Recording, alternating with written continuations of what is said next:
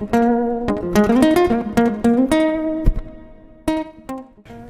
here today with David Gillespie, the author of new book, The Sweet Poison Quit Plan, which is all about how giving up sugar can change your life, including help you lose weight.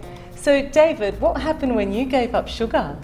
Well, I lost 6 stone, and the most incredible part about that from my perspective is that was 10 years ago and I've stayed the same weight ever since, which was something really unusual for my life because every year before that I'd been steadily gaining weight. So what benefits can we get from giving up sugar? Well, the most obvious benefit is that you'll lose weight. Most people who give up sugar lose weight. Some lose it immediately, some it takes a little bit longer, but they all eventually lose it.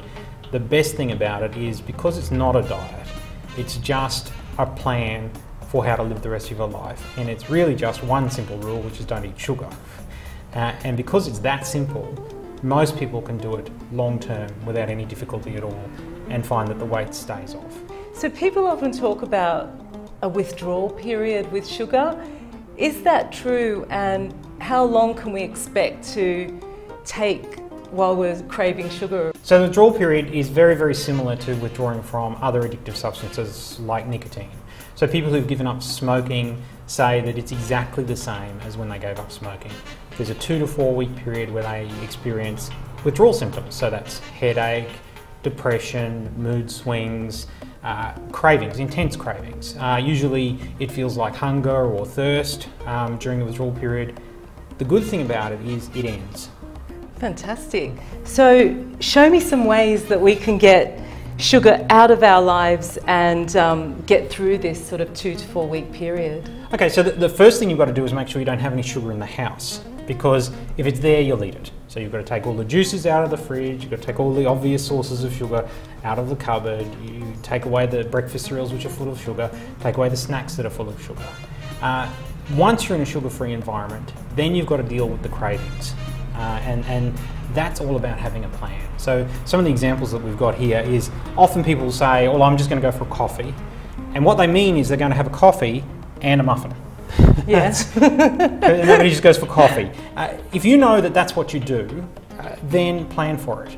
Know, okay, I am going to want that muffin when I get there, no matter how good I feel I'm being, and have a plan for it. So say, I need to have something to eat when I have my coffee, so maybe order up some buttered toast or something like that. That doesn't have any sugar in it at all, or very, very little, and then you've got a plan. Similarly, when you're sitting down at night, plonked on the couch in front of the TV, you might think, I'll just have a bit of chocolate. Yeah, it's a reward for the end of the day. A good plan there is have something else that you consider a reward, so that you can still have the relaxation at the end of the day, but instead of the chocolate, have some nuts or something, you know, and get some really nice ones, some expensive ones that you would consider a treat, and have those on standby instead. Good to stick them by the jug as well, so that when you're making yourself a cup of tea, instead of reaching for the biscuit tin, have some nuts there and just have a chew on those instead. On a Friday night, I like buying myself a Magnum. Yep. And having it, I'm sure there's lots of women out there that are the same, and having it as my treat while I watch my crime drama on a Friday night. So do you have any tips for how I can wean myself off that? So I had exactly the same issue with exactly the same ice cream. So not Big ad for Magnums. And it wasn't just Friday night either. Right. It might have been some other nights as well. Just whenever you're relaxing in front of the television in the evening, you think, oh, I could really go. You know, especially the little mini ones. And Three of them. What I did was I really considered salted macadamia nuts to be a real treat, and they're kind of expensive, but I really like them. So instead of the Magnums, I would buy those and have them around. Still sit down, relax, have those nuts, and it was still a treat. It was still a relaxation. It was something I would still look forward to, and pretty soon you don't miss the Magnum. Thanks, David. That was really useful. So you can find out more about all this in David's book, The Sweet Poison Quit Plan.